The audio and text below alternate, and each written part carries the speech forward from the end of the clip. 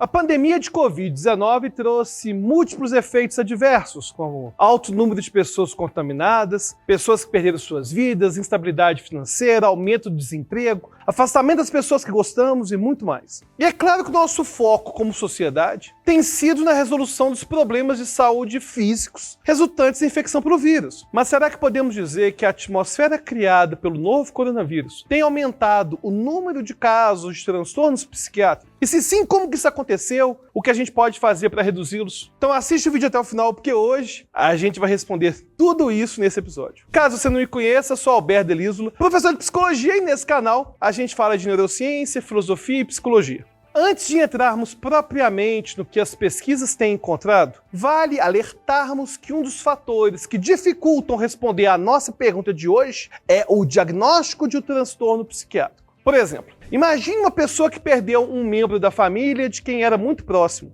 É natural que o humor da pessoa fique rebaixado por um certo tempo. E é claro que não podemos dizer que se trata de um transtorno depressivo, já que temos aí um caso de luto. Para diagnosticarmos um transtorno, precisamos de uma série de sinais e sintomas que estão acontecendo juntos e que vão preencher certos critérios para determinada doença. E lembre-se que esses critérios não são os checklists que são feitos por qualquer pessoa. Na verdade, são direcionamentos que devem ser usados por um profissional capacitado para avaliar cada caso. Bom, e o que isso tem a ver com o tema de hoje? É que alguns estudos encontraram resultados divergentes entre si, com alguns afirmando que o número de transtornos aumentou e outros negando isso. Os que apoiam essa última opção, em geral, afirmam que o número de sintomas psiquiátricos aumentou na população, mas que não foram de maneira significativa a ponto de aumentar a prevalência dos transtornos. Porém, a maioria dos trabalhos que trouxemos aqui sustentam a hipótese de que houve sim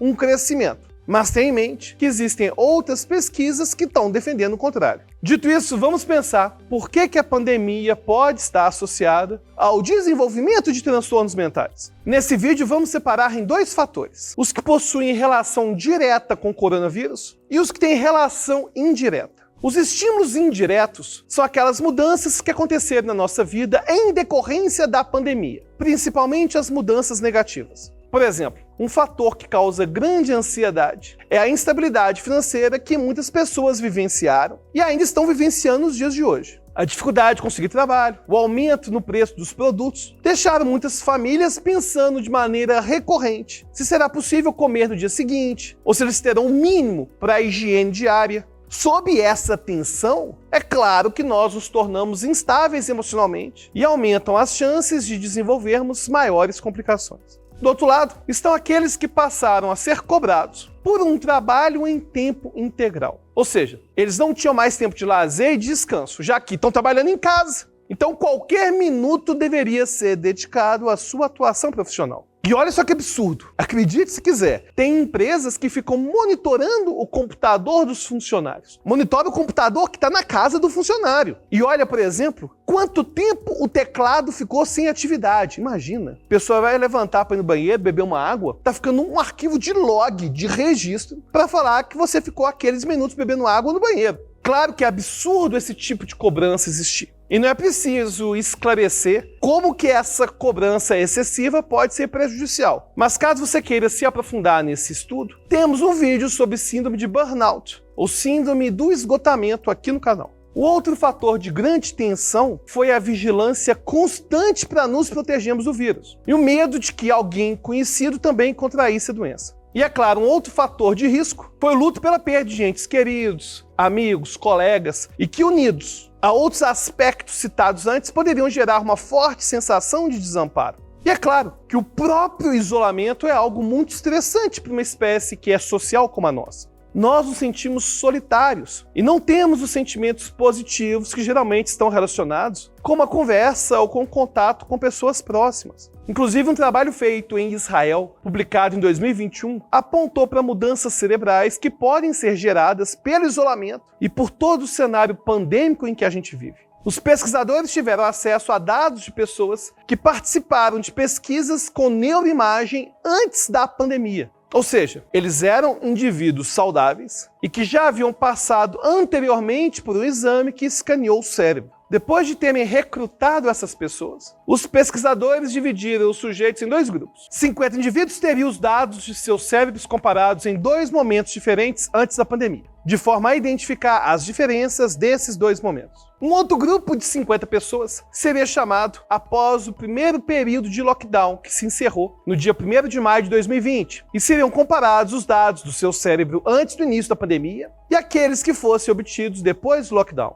Esse grupo também respondeu algumas perguntas sobre o período de isolamento mais rigoroso, como a ansiedade que eles sentiam, se estavam empregados ou não, e a frequência com a qual eles saíram de casa ou encontraram pessoas. Perceba que, ao separar os 2 grupos, eles teriam 2 informações principais: as mudanças no cérebro que são esperadas num período sem pandemia e as mudanças esperadas num período pandêmico. E o que foi observado? Houve um aumento no volume de 3 áreas principais do cérebro de participantes durante a quarentena. As áreas foram uma parte do putamen, subáreas do córtex temporal e a amígdala cerebral. Para nós, o mais importante é a alteração nessa amígdala cerebral. A amígdala cerebral é uma região em formato de esfera, sendo que cada um dos 2 hemisférios do cérebro possui uma. Trata-se de uma região associada com comportamento agressivo e ansioso, com alguns tipos de memória e com comportamento sexual. A literatura científica é inconclusiva ao relacionar a mudança no volume da amígdala com o estresse, já que algumas pesquisas encontram que a exposição aumenta o volume e outras encontram que diminui. De qualquer forma, a hipótese dos pesquisadores do artigo que trouxemos é de que o período de estresse e ansiedade sofrido pelos participantes durante o lockdown foi um dos fatores que influenciaram o aumento do volume dessa região. E é claro que é difícil apontar o único fator para essa mudança. Afinal, a rotina de todos nós foi completamente alterada. Mas a importante conclusão do estudo é que pode haver mudanças significativas no cérebro de muitas pessoas simultaneamente, caso elas passem por eventos parecidos, como é o caso da pandemia do Covid. E nos fornece mais evidências de como, nesse período, algumas mudanças comportamentais podem passar a se tornar mais frequentes na população como um todo. Esses foram os fatores indiretos, ou seja, aqueles que surgem como consequência da pandemia e que podem influenciar na prevalência das psicopatologias. Agora vamos pensar nos fatores diretos, que tratam-se dos efeitos gerados diretamente pela Covid-19. De fato, nós temos evidências de que o novo coronavírus pode infectar nosso cérebro, principalmente células específicas. Inclusive, já temos um vídeo aqui no canal que fala sobre esse assunto. Mas o que mais chama atenção para nós é que, na medida em que o nosso corpo tenta combater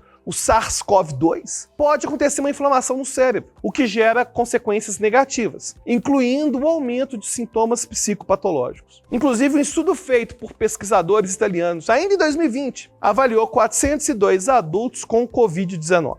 Eles chegaram à conclusão de que mais da metade dos pacientes apresentavam ao menos um sintoma psicopatológico em um grau clínico. E quanto maior era a quantidade e a gravidade dos sintomas depressivos e ansiosos, maiores tendiam a ser também os índices de imunoinflamação, avaliado por meio de células como as plaquetas e os linfócitos. Esse e outros trabalhos têm sugerido que a infecção causada pelo vírus e a inflamação gerada podem estar relacionadas ao surgimento de sintomas psiquiátricos. Ok, mas falar de fatores de risco, da ação do vírus e de mudanças do cérebro não implica que o número de casos de psicopatologias realmente tenha aumentado. O que será que os dados mostram? Bom, em 2020, uma pesquisa publicada pelo Centro de Controle e Prevenção de Doenças dos Estados Unidos relatou um aumento de 3 vezes nos casos de transtorno de ansiedade, 4 vezes de transtorno depressivo e de 2 vezes no de ideação suicida. Mas vai lembrar que se tratou de um recorte específico que comparou o número de casos de junho de 2020 com o número de 2019. Mas esse achado, no mínimo, já nos chama atenção.